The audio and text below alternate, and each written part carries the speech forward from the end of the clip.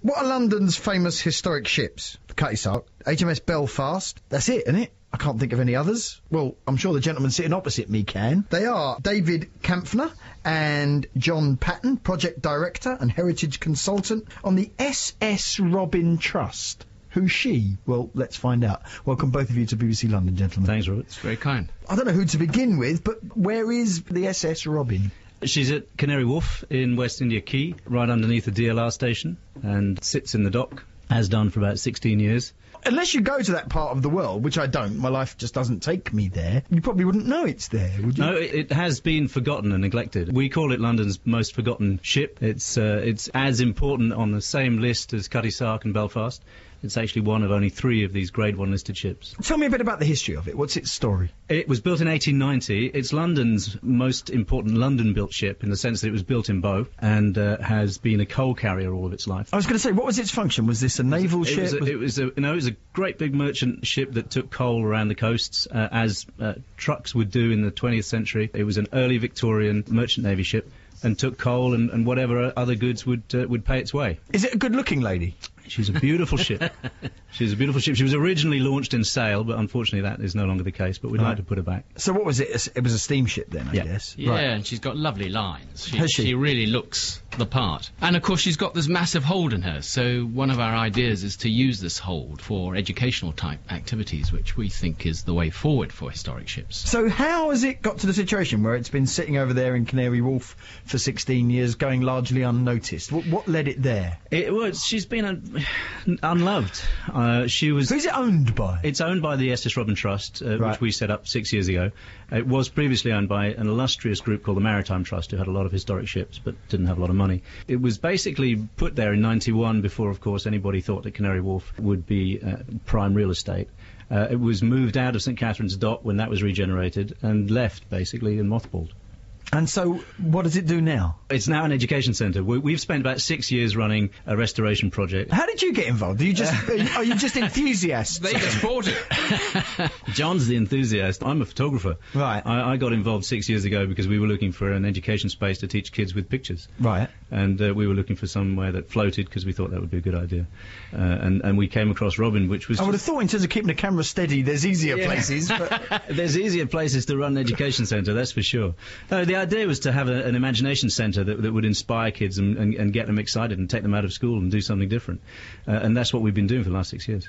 And of course, the Maritime Trust held quite a few ships, but it was running out of money fast.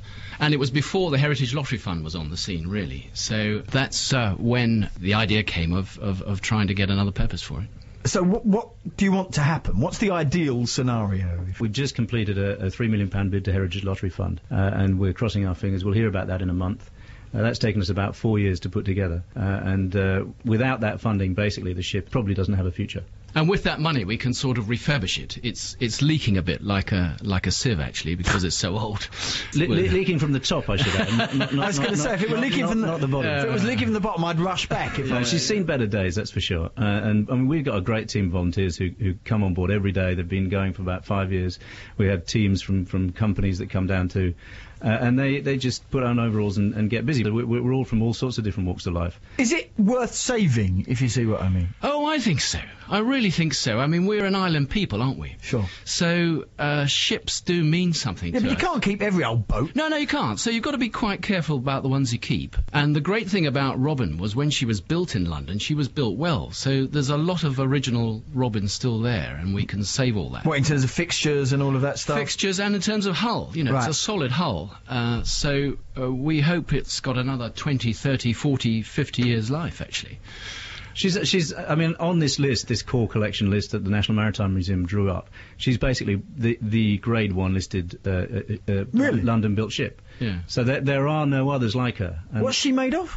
Steel. Right, so she's a steel hull, and I still haven't got a sense of the scale of it. I mean, I'm a landlubber, so don't use nautical terms. Well, 50 metres, 150 feet. Even I can roughly understand that. Yeah. So compared to something like the Belfast, which I've been on quite recently, a lot smaller than Belfast. Right. Okay. But still a sizable ship for her day, and a very high-tech piece of engineering for her day. She was basically the reason that sail declined and died. The steamships took over from sail, and extremely high tech when they were built. And of course she's a merchant ship, so she's got this big hold that you can use. I think historic ships to survive have got to be able to move on. They've got to be able to do other stuff.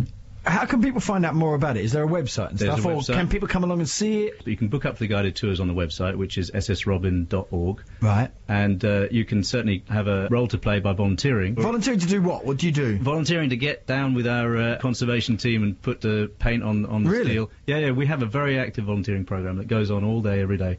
And you can sign up for that from the website. And watch the space. You know, we're desperately waiting for this Heritage Lottery Fund bid to come through. Give us the website address again. It's www.ssrobin.org. And if people just want to come and look at it rather than come on board? If you want to come look at it, there's a map on the website. There's lots of video on the website, but it's right underneath the West India Quay DLR station, which, if you're not familiar with Canary Wharf and Docklands, is right next to Canary Wharf. And it's the SS Robin, and may all who don't yet sail on her because she stays still do well, or whatever one would say if we're a nautical soul. Cross your fingers for us for March. That's when we'll know about our funding. Splice the mainsail and all that. Cross your marlin spike. Exactly. Gentlemen, thank you very, very much, and good luck to you.